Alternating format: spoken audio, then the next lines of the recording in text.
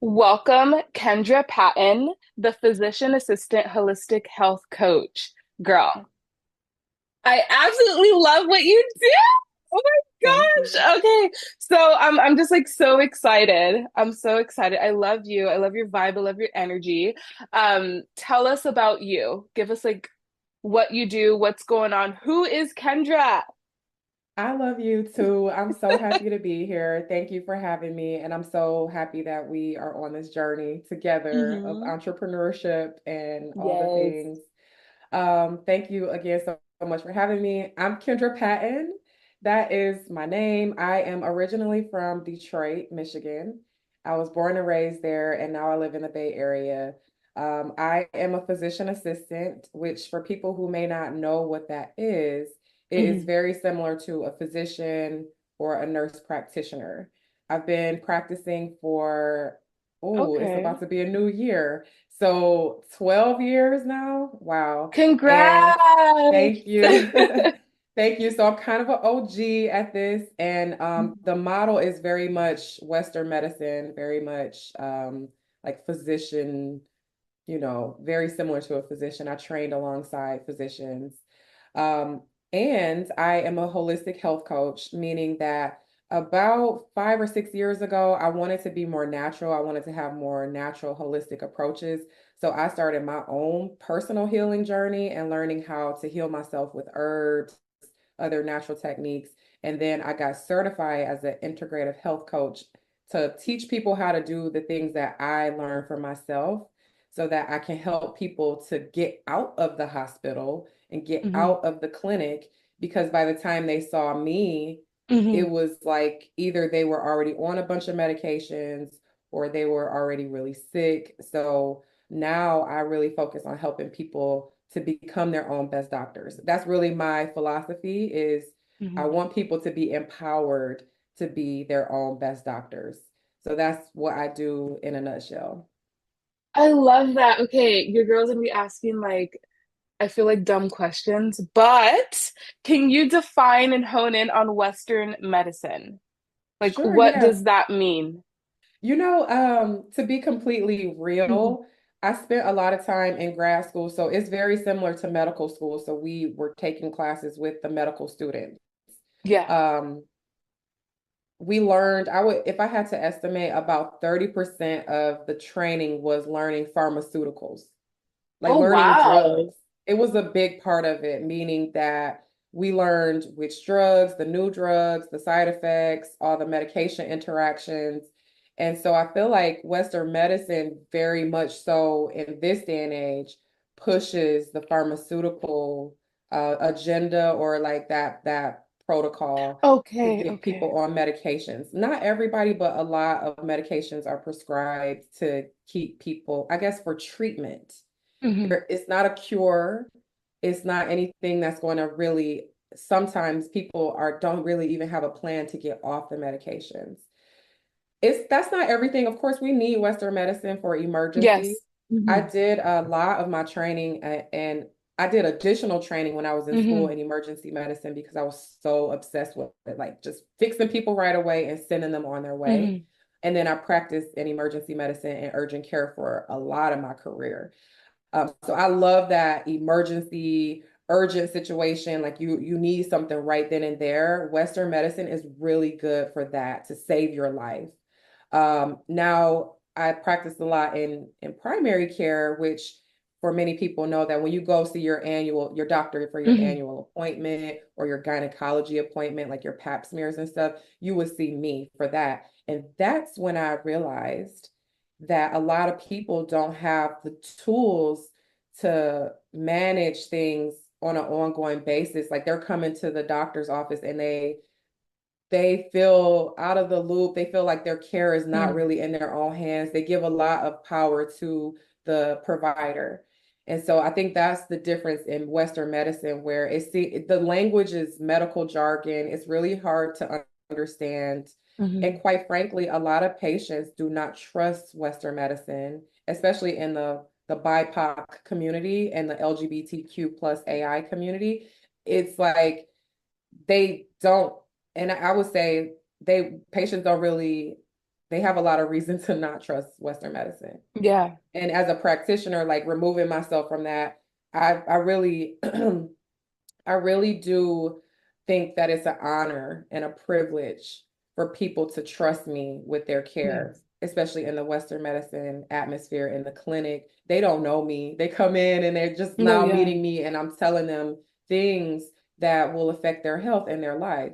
And people tell me their deepest, darkest secrets, you know? And so I think that it's an honor and a privilege that a lot of times people in Western medicine, it's such a big institution that Hmm. sometimes it's hard to keep that in mind that patients do not owe us their trust. So the difference, you know, when you talk about like Western medicine versus natural medicine and holistic medicine, for me, I try to put the power into the client's hands. Like this is Hmm. your body. You should learn about your body and you should learn about the things you're putting into your body because you are with yourself 100% of the time. You only Hmm. come and see me in the clinic like once every Yeah. few months, if that. Hmm. Wow. Thank you for that definition.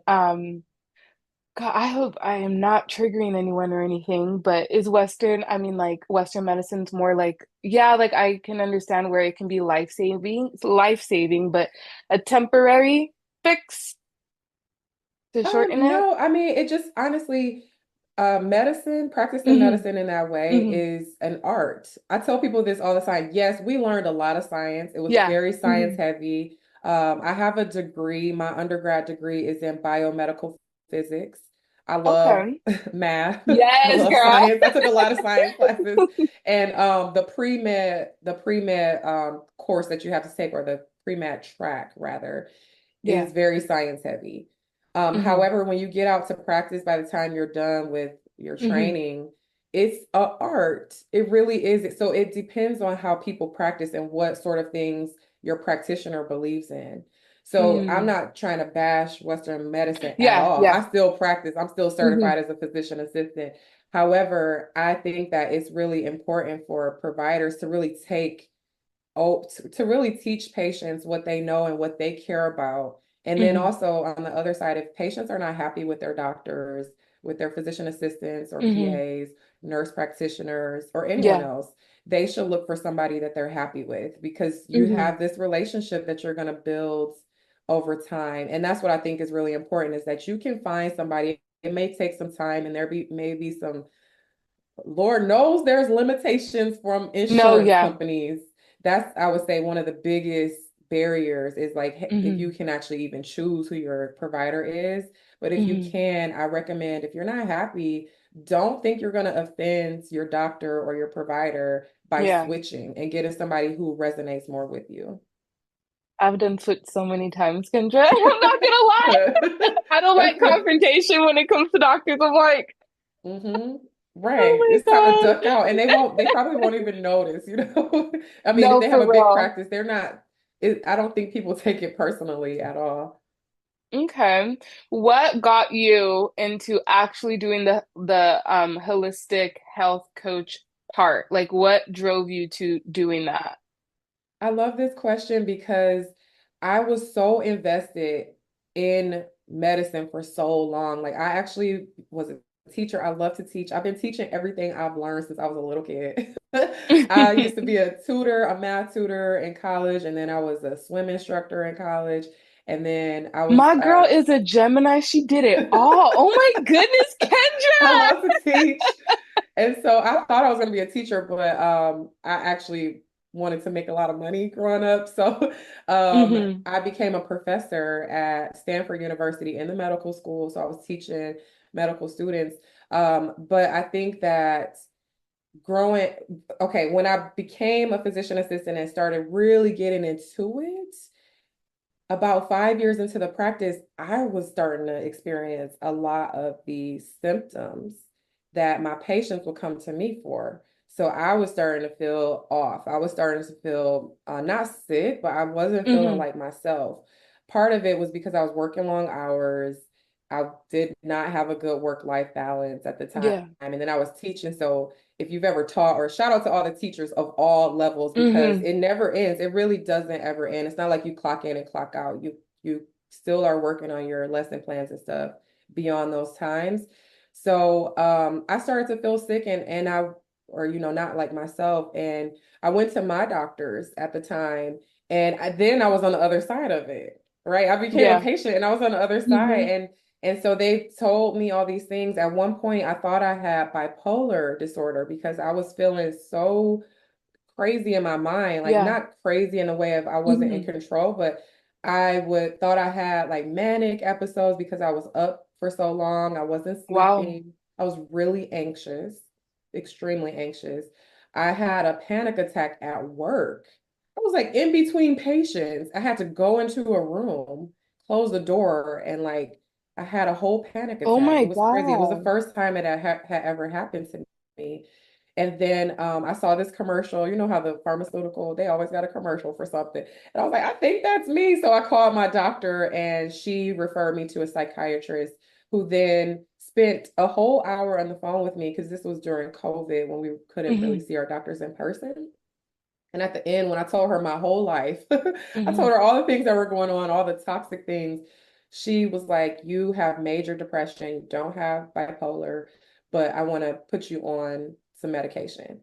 And I was like, well, out of all the things, can you at least give me some advice on what I should do? I really need some guidance. I kind of feel very Hmm. lost right now.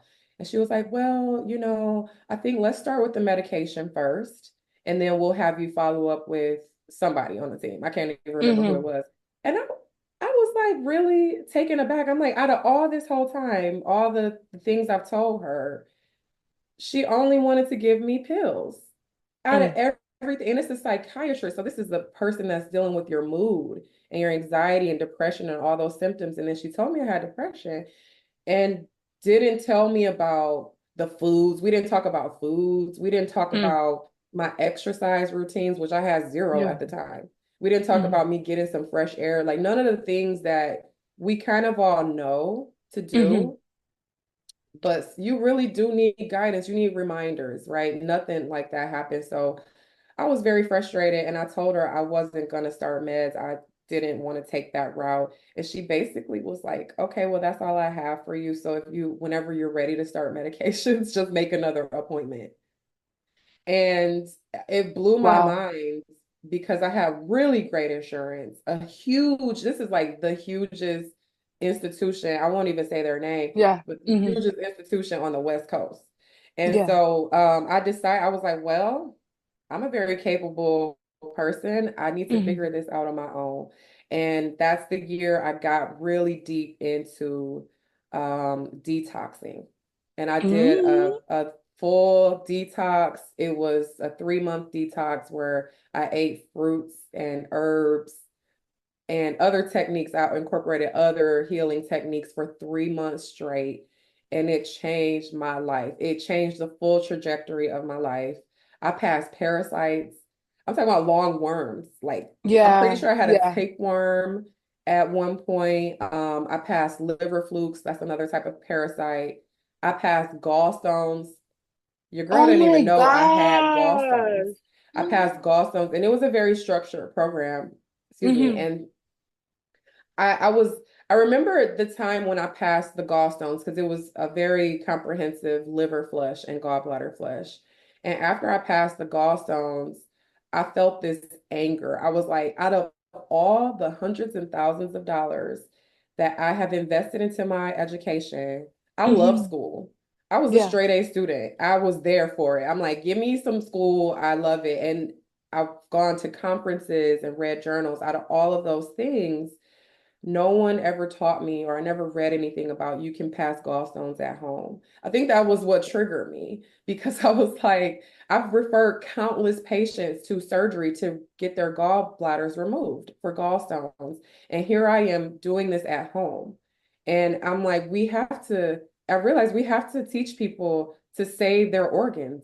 They Yeah. just cut out a tonsil, they cut out the tonsils, they cut out the appendix, they cut out the gallbladder, and Lord knows they will cut out a uterus so quickly before Yeah. really trying to help somebody to keep their organs and to really manage, why do I have a gallstone? Why are my tonsils inflamed all the time? Why do I have appendicitis? Why do I have fibroids and whatever is going on in the womb to make this issue Yeah. so Yeah. big that now we have to remove organs. So it really, like I said, it changed the trajectory of my life. And I was like, okay, I need to get trained in this so I can teach people how to do what I just did for Hmm. myself. And Yeah. yeah, it led me down this path. And here Oh I my am. God, that's so Yeah. amazing, Kendra. I got my gallbladder taken out in 2020. And and it's Oh okay if my those things God. have happened to you. No, no, It, no. Yeah, yeah, it's okay because we it's can still support, crazy. even though you don't have the Hmm. organ, you still have the energy of that organ there. So you can still support it. And I tell people that all the time when they've had certain organs removed, you still have the energy and the essence of that organ. So you can still support it even though it's not physically there. No, that's crazy. I remember it was after during when I had Sebastian, I was having what I thought were Braxton Hicks, but I think it was my gallbladder. And then it Mm. was around 2020, and I had gotten a book, a big, thick ass book. It was like flushing the gall stones and like the liver, but I don't know. I was at a point I couldn't even eat like cheese or anything. It would like trigger me. I was having like attacks, Kendra. And then I Yeah. was like, you know what? I surrender. Yes. And Because sometimes you're then like, I just can't do this hmm. anymore. And then not a lot of people are talking about what I just mentioned, right?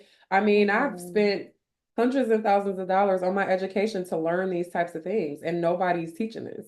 Not really. I mean, the people who are teaching it are not in Western medicine, like yes, yes. in that arena. They are out there. You can find this information, which is now is a lot of this information is on social media, is on Yep. YouTube. That's how I found my practitioner, the first practitioner I worked with. I found her on Instagram. And so I think that I'm really happy that holistic health has gone mainstream because people have a lot more Yes. access to it.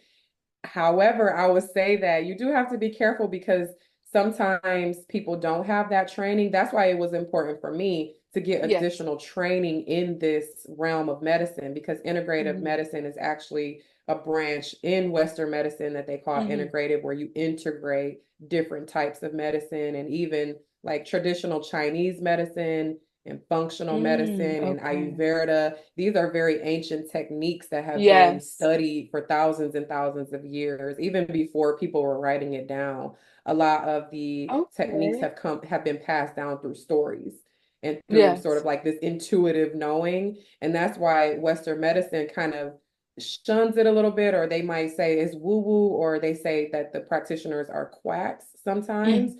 Yeah. because they don't have a lot of this like studies. More studies are coming out now, but some of these techniques don't have clinical trials, even Hmm. though there are plenty of stories and plenty of testimonials and things like that. But that's one of the reasons that I guess Western medicine sort of removes itself from those types of techniques. Okay. What drives you to continue like doing what you do?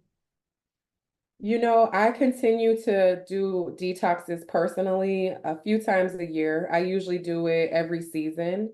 And my first long detox, the one I mentioned before, was in 2021.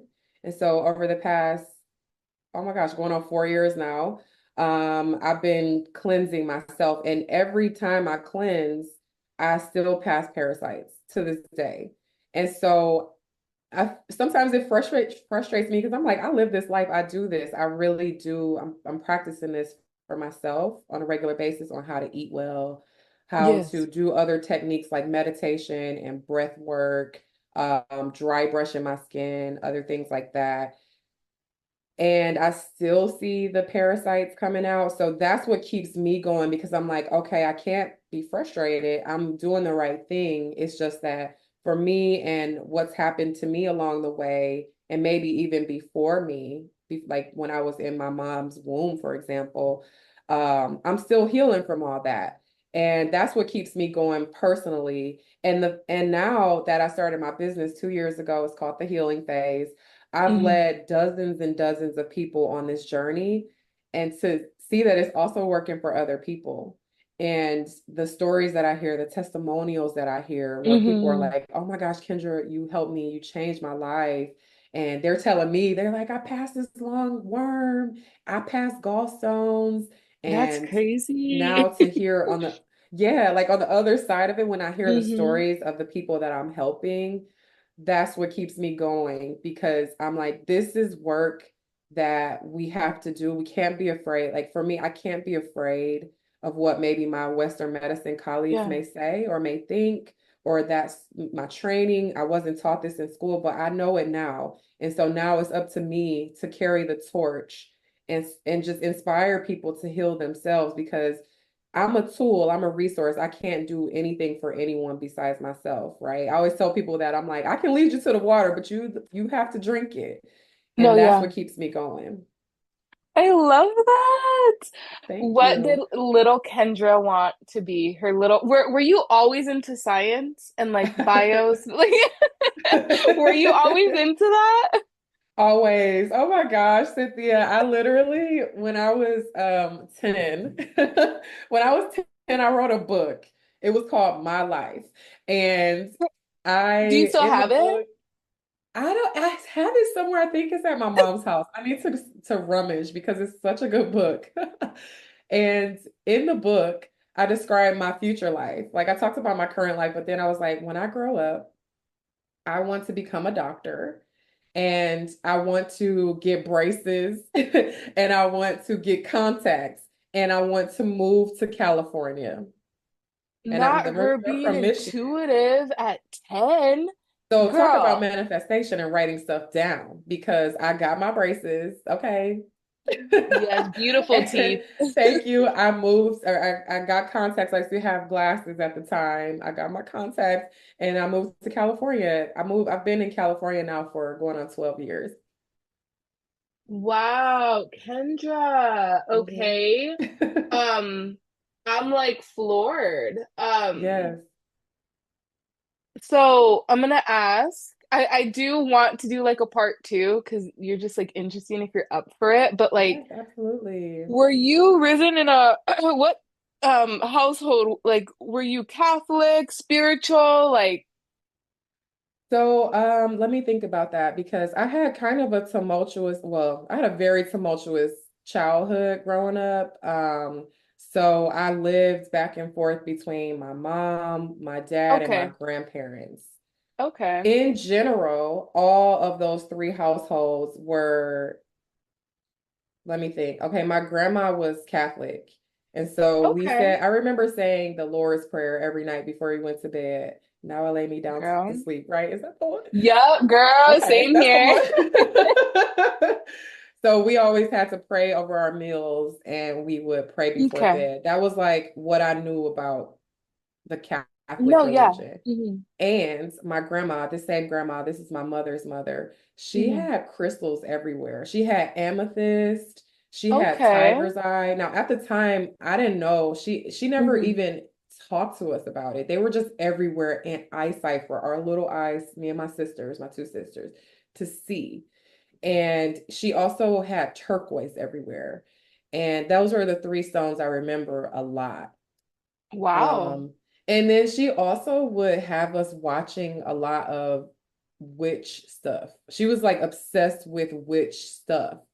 And so when I say witch stuff, I mean like I don't know if you've seen Angelica Houston in The Witches. It was the Hmm. movie, it came out in like the 80s or the 90s. And then we used to watch all of the Disney films and all of the cartoon stuff that had witches in Okay. it, like the Disney Halloween specials. She would record them and have us watch it. But Wow. anything that was to do with like magic, she was super into it. Yeah, she would, and she didn't ever talk to us about it. She would just have it on for us, or like put it on for us, record that, and then have us watch it.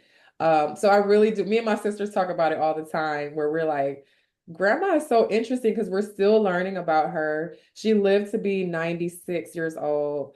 God rest her Wow. soul. She passed in 2017, but still is with us. She's still with Hmm. us for sure. And we're still learning a lot about her as we find her artifacts and her books. We're finding stuff about magic and like not necessarily just magic, but even like more spiritual based things. Wow, Yep. Kendra. Oh my, why do I feel like crying? Let's Oh, keep it moving. because I'm a big Oh grandma's girl. my Both my grandmas, both my dad's mom too. I would say my dad and my mom, they are definitely Christian. God. So Yes. I was raised more Christian. I would go to church every I most love that. Sundays. They sent us to Hmm. Sunday school. We had the bus to come and pick us up.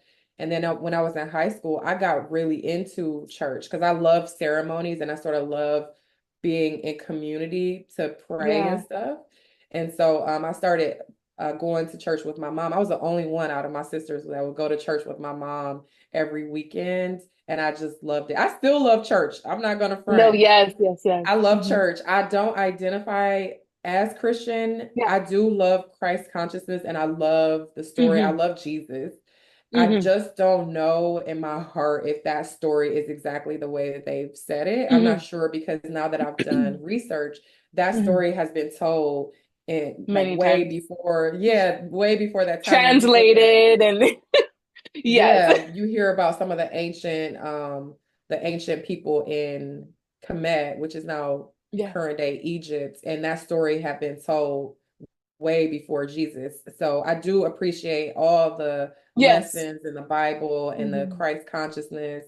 And I'm opening my mind more to the universe creator creatress because I feel like with religion, it Hmm. takes the feminine energy out of the religion. It's all about Yeah. praying to Father, the Son, and the Hmm. Holy Spirit, and it doesn't recognize the mother, which the mother is so important. And I think Yes. that just the feminine aspect of nature and the feminine aspect of the universe, we should honor that too. I agree 100%. I still find it like, wow, that you literally manifested, like you saw your future, Kendra. Like, were you just like speaking, or like did you see it, or was it just like Kendra was la di da di da writing in the book? Mm. I'm trying to think. I'm not You're like, that was sure. I so don't long know. ago, Cindy. I was just, I was a very, and I am still, I was a very intuitive person. I still am now. No, yes, And I have a lot of spiritual gifts, I would say. And I think as a child, you just kind of express yourself, whatever's on your mind in that way. And I used to write a lot. So I wrote down a lot of the things that I wanted to happen for me. This was back in the 90s. So I'm like writing no, what yeah, I wanted and I think it was also because my childhood was so unstable. It felt so yeah, unstable. I was like, I know I was so mature because I remember thinking, like, I know I'm not going to raise my children like this. I know I want to make a better life for myself wow, than my parents have made for me and my sisters. That's why I strive so hard in school because I was like, I feel like school is going to be the way out for yep, me. hmm, So I was straight A student. I was always at school. I got perfect attendance in school. In high school, not so much, but before then, but before anyways, then, and I still had a lot of fun as a teenager. I was very loved, even though I said that, and I had a very rough yes, childhood. I mhm, had a lot of love. Like my family really loved on me and yeah, my sisters, but I think I knew I was like, I'm coming out of this situation. I'm gonna make a lot of money so that we don't have to struggle because we were, on food stamps and yeah, poverty in Detroit growing mhm, up in the 90s, in the 80s and the 90s. And so I was like, I'm gonna have a better life. But I had the vision of it's a better life for me, my parents, and my sisters and my children. I just knew that as a kid. I was gonna make a better way for all of us. you're so inspirational, Kendra. Thank you. Wow. Okay, what is the most challenging thing about what you do in your work? Okay. I think the most challenging thing Hmm. that I do in my work is so my work in terms of practicing medicine, it gets easier with time. Just like anything, they Hmm. call it practicing for a reason because you just practice over and over and over. Um, I would say in my line of work, sort of convincing people that they have to make a overhaul of their life, Hmm. that's challenging because when I'm in the clinic, so I have two sort of lives, right? So like when I'm Yes. in the clinic, people did not really come in there for that. Many people, especially because I work in urgent care, so they usually have like a immediate thing. And so I don't talk to every patient about holistic health. I don't talk to every patient about natural healing because I have to preserve my energy and my Yeah. time and my space. And like if I if I'm very intuitive when I practice medicine too, I'm like if I think that a patient is not really going to receive it, then I'll Hmm. just, go through the motions like a normal visit. Hmm. However, a lot more people are being open-minded, especially since the pandemic. A lot of people are more open to the natural techniques. So that I would say is less of a challenge nowadays, where I'm like, hey, okay, instead of doing antibiotics, here's a list of herbs you can take. You can try it out. This is some foods you should eat, which is usually fruit. I'm like, stop eating everything else, even vegetables. They're really good, but for now, focus on the fruit. And so I find that although people are open-minded more, that can be a challenge because people are like, sometimes people argue with me. They're like, I want the antibiotics. Like, I came in here for that. So can I just Hmm. get that? And then I have to convince them that they don't need it. And in fact, in the long run, it's going to be worse for you than if you didn't take anything at all. So I think some people are just wired to want to take a pill and be done with it, not Hmm. realizing that even though you may not even feel side effects, that pill does have some ramifications in your body. Like ruining your gut microbiome, which is the bacteria that lives in your gut, the good bacteria. The antibiotics kill everything. There's no discrimination Mm. between if it's a good bacteria or a bad bacteria. So I spend some time with people trying to educate them on antibiotic safety. That's a challenge. Now, in the holistic health realm, the challenge I would say is being an entrepreneur, as you know, is Yeah. kind of a challenge because Hmm. there's no blueprint really. You kind of have to do what feels right in your business. And so Hmm. overall, that has been a challenge of me navigating this new space of I know what I'm talking about and how can I attract in the clients that want to heal with me, that are ready to do the work. Okay.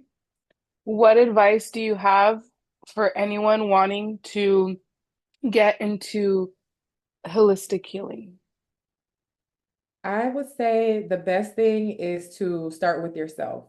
So it's really up to you to kind of experiment with what you want for your own body because usually people Hmm. are drawn into this realm of practicing medicine, this realm of healing, because either they have something that they're dealing with or a loved Yeah. one has something that they're dealing with. That's usually how people end up in this space. Hmm. Hmm. And so I would say start with yourself, start with those things that you think your mom needs or your dad needs. Because that was me. I was like, Mom, you need to Yeah. da da da da da. And I used to like Hmm. be really frustrated with my mom, like, you gotta change your life. And then here I was struggling myself. So then Yeah. once I stopped telling people what they needed to do with themselves, and I just really started embodying uh, Hmm. this holistic health journey, that's when I noticed I was really inspiring other people to do the same. Like once you change Hmm. your life, you naturally will have a ripple effect in your community and your family because then people see you leading by example.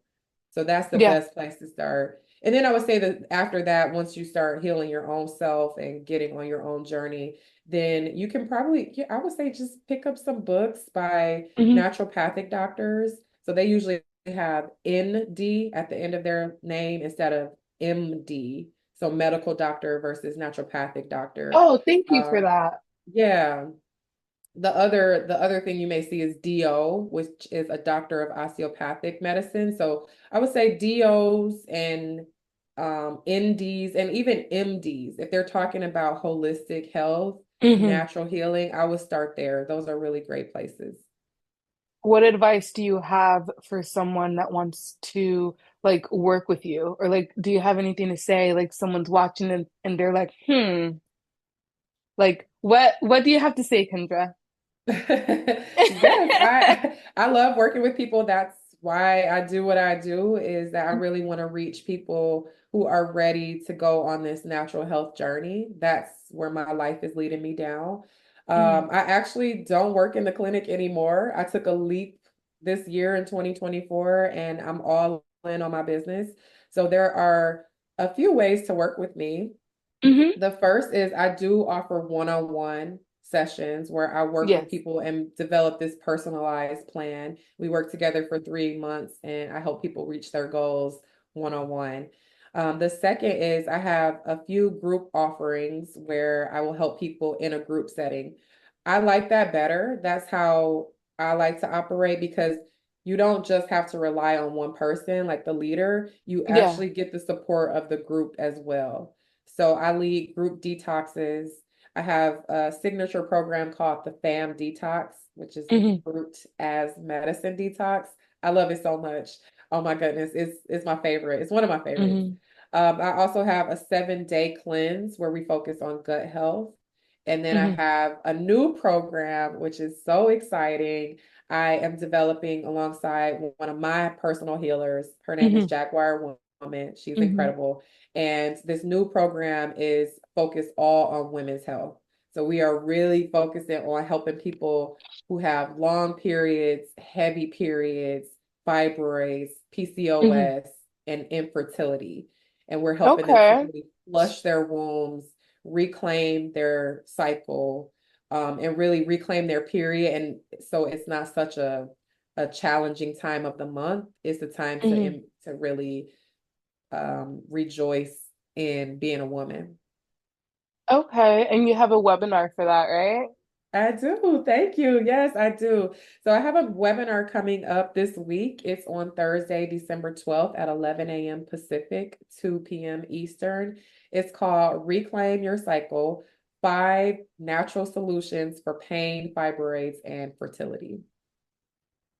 That's so exciting. I'm so excited. Question, girl, because I don't fall into that, but a little TMI, I don't fucking care. But like my periods are irregular, Kendra, and they're not heavy. It's like it's just not heavy. Is that something for me?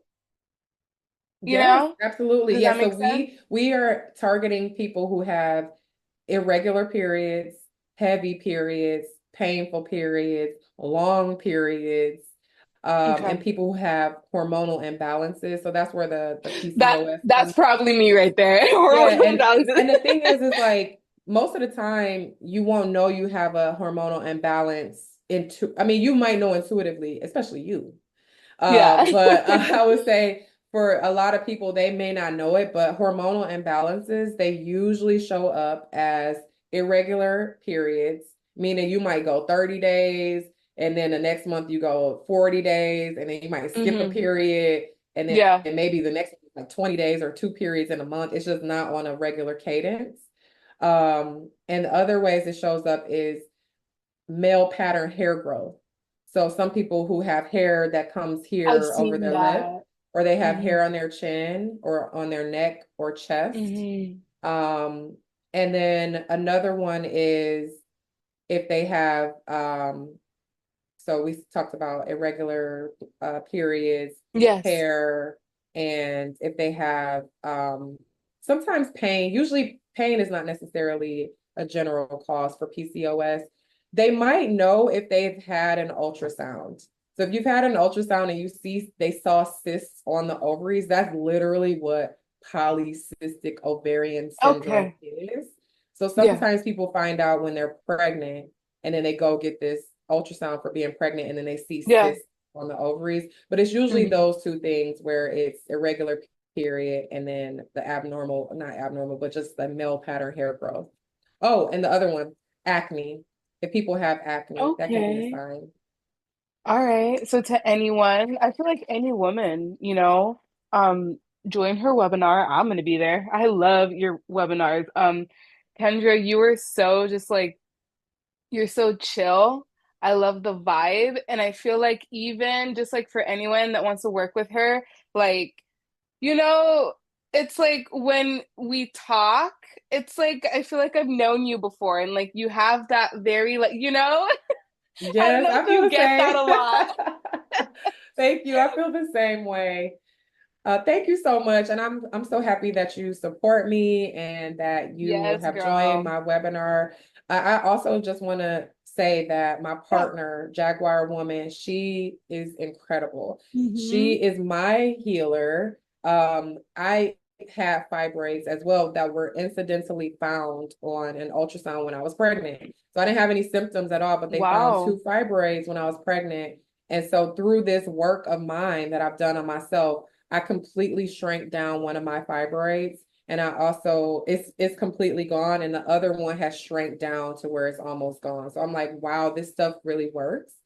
And my healer, she is a womb wellness expert where we do womb steaming once a month. Yes. So important. Yeah. So people have heard of it as yoni steaming. In my Hmm. mind, and what I've learned from Jag is that there's no yoni steaming, it's womb steaming. So like we really Hmm. are bringing that into our work as well, to womb steam Hmm. together, where we will send you the herbs, we'll send you everything that you need. She's partnered with the farm to actually send people herbs, and then she teaches you how to actually steam at home. You don't need to go to any Yeah. fancy spa to do it. You Yeah. get a bowl and you have your herbs, and then we steam in community, and we're really releasing down from the gut health, all the things that we're releasing with these cleanses, and then releasing down all of that toxicity through our wombs.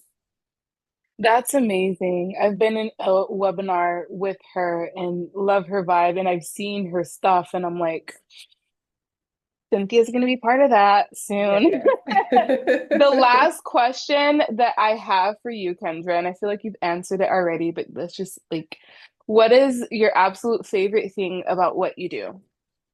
Oh my gosh. My favorite thing about what I do is it's so many things. If I had to pick one thing, it would be connection. As you mentioned, I am a Gemini. I'm a social butterfly. I love Yep. to I love to Yes. like talk to everyone. I love making friends. I love making even associates that are not necessarily my close friends. I love being in community.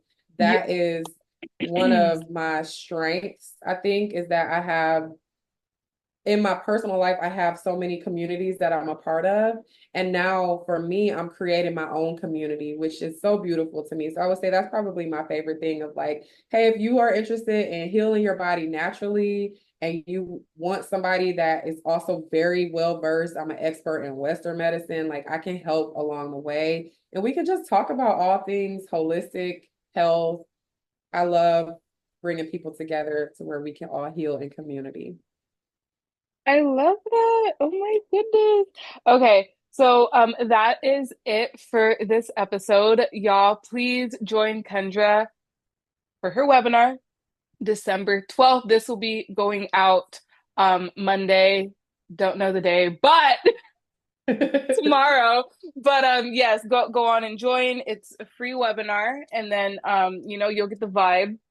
I love how detailed and just like how you break things down, because obviously like, a lot of people just like don't know, but you just break things down and I love that about you, Kendra. I really do. Thank Um, you. I I'm told you I pulling love to cards. teach. Yeah, I love no, to you teach. do. You do. Okay, I'm gonna do this quickly. Okay. I have two messages for you.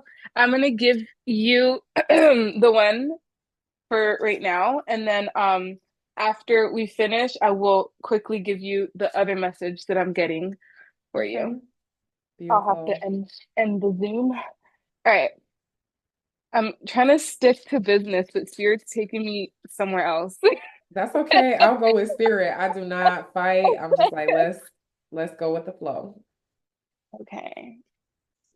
Okay, so it's just basically I feel like, I'm sticking on business. It's just like, that support. And I've read for you before, and you know that you're here to do big things. And I feel like you're getting closer to the big things. And just bringing, I'm sure you already know, but just reiterating, you're bringing a lot of peace in people's lives just with, the work that you do. We have the peace card. I'm like trying to show Yes, you. yes. um, I don't necessarily know, take what resonates. But we have the Eight of Pentacles. The Eight of Pentacles represents like someone that's working extremely hard towards something. I do feel some frustration, but we have Temperance. Temperance is all about just waiting, right? And just Mm-hmm. having that patience. Having that patience, and it's like your hard work will pay off. I do see 2025 being like huge and amazing for you. And that's all I'm going to say for this. I do have more to say after, but Wonderful. I love anyways. that. I love that. Support, peace, Eight of Pentacles, and Temperance. I love that. Yes, girl. But again, Kendra, thank you for being on my podcast. And I'll link everything below, the information for the webinar, and then you can like follow her and stuff like that. But, anyways, thank you. And to anyone watching this, adios. Thank you.